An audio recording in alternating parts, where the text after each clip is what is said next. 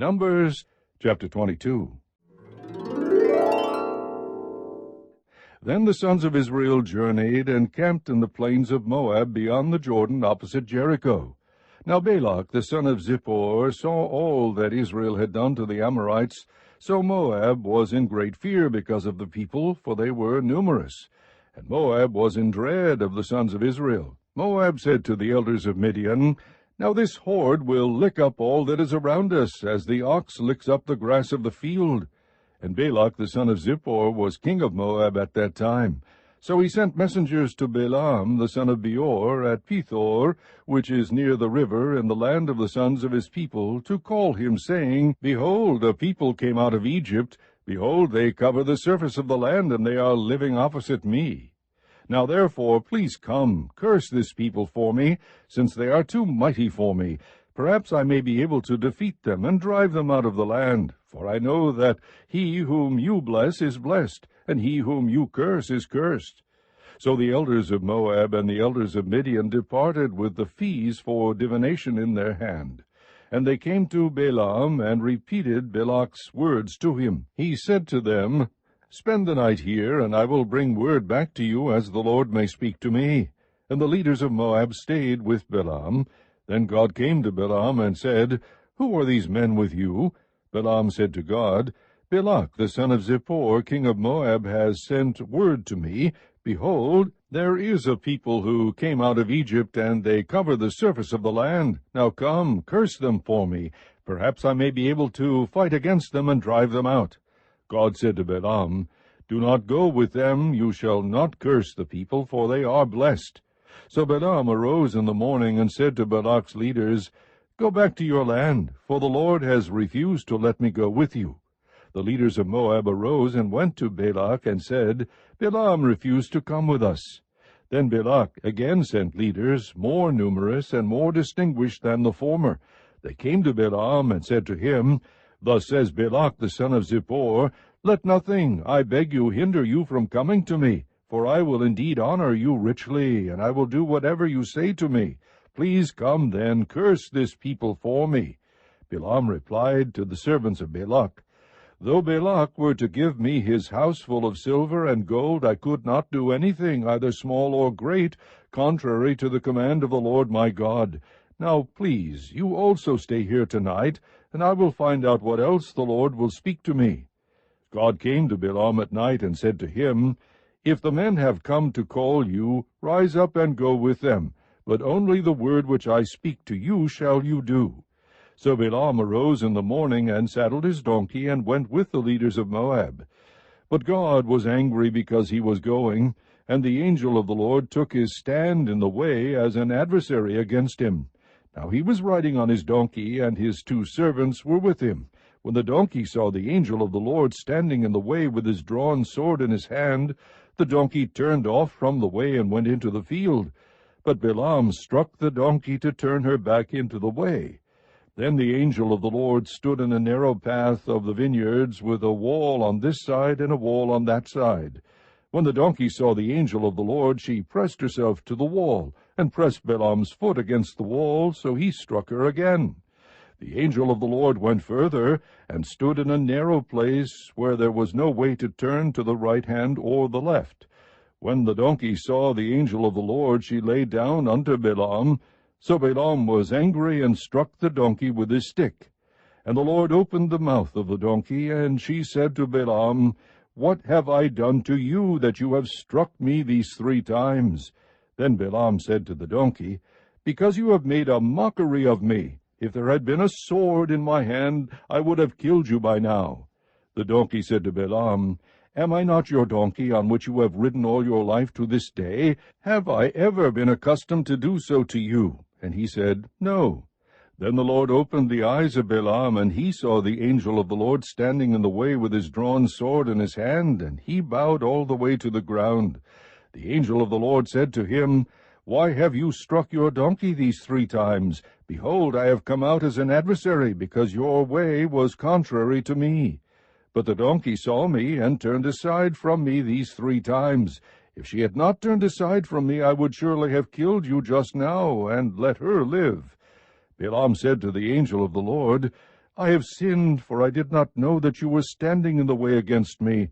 Now then, if it is displeasing to you, I will turn back. But the angel of the Lord said to Balaam, Go with the men, but you shall speak only the word which I tell you. So Balaam went along with the leaders of Balak. When Balak heard that Balaam was coming, he went out to meet him at the city of Moab, which is on the Arnon border, at the extreme end of the border. Then Balak said to Balaam, Did I not urgently send to you to call you? Why did you not come to me? Am I really unable to honor you? So Balaam said to Balak, Behold, I have come now to you. Am I able to speak anything at all? The word that God puts in my mouth, that I shall speak. And Balaam went with Balak, and they came to Kiriath-huzoth. Balak sacrificed oxen and sheep, and sent some to Balaam and the leaders who were with him. Then it came about in the morning that Balak took Balaam and brought him up to the high places of Baal, and he saw from there a portion of the people. Chapter 23. Then Balaam said to Balak, Build 7 altars for me here, and prepare 7 bulls and 7 rams for me here. Balak did just as Balaam had spoken, and Balak and Balaam offered up a bull and a ram on each altar. Then Balaam said to Balak, Stand beside your burnt offering, and I will go. Perhaps the Lord will come to meet me, and whatever he shows me I will tell you. So he went to a bare hill. Now God met Balaam, and he said to him, I have set up the 7 altars, and I have offered up a bull and a ram on each altar. Then the Lord put a word in Balaam's mouth, and said, Return to Balak, and you shall speak thus. So he returned to him, and behold, he was standing beside his burnt offering, he and all the leaders of Moab. He took up his discourse, and said, From Aram Balak has brought me, Moab's king, from the mountains of the east. Come, curse Jacob for me, and come, denounce Israel. How shall I curse whom God has not cursed? And how can I denounce whom the Lord has not denounced? As I see him from the top of the rocks, and I look at him from the hills, behold, a people who dwells apart, and will not be reckoned among the nations. Who can count the dust of Jacob, or number the 4th part of Israel? Let me die the death of the upright, and let my end be like this. Then Balak said to Balaam, What have you done to me? I took you to curse my enemies, but behold, you have actually blessed them. He replied, Must I not be careful to speak what the Lord puts in my mouth? Then Balak said to him, Please come with me to another place from where you may see them, although you will only see the extreme end of them, and will not see all of them, and curse them for me from there. So he took him to the field of Zophim, to the top of Pisgah, and built 7 altars, and offered a bull and a ram on each altar. And he said to Balak, Stand here beside your burnt offering, while I myself meet the Lord over there. Then the Lord met Balaam, and put a word in his mouth, and said, Return to Balak, and thus you shall speak. He came to him, and behold, he was standing beside his burnt offering, and the leaders of Moab with him. And Balak said to him, What has the Lord spoken?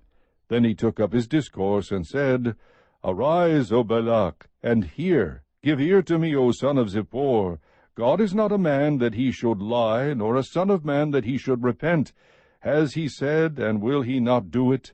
Or has he spoken, and will he not make it good? Behold, I have received a command to bless.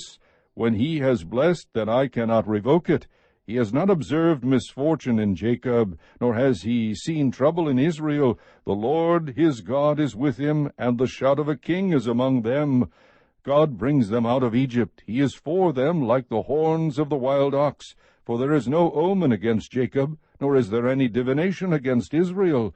At the proper time it shall be said to Jacob and to Israel, What God has done.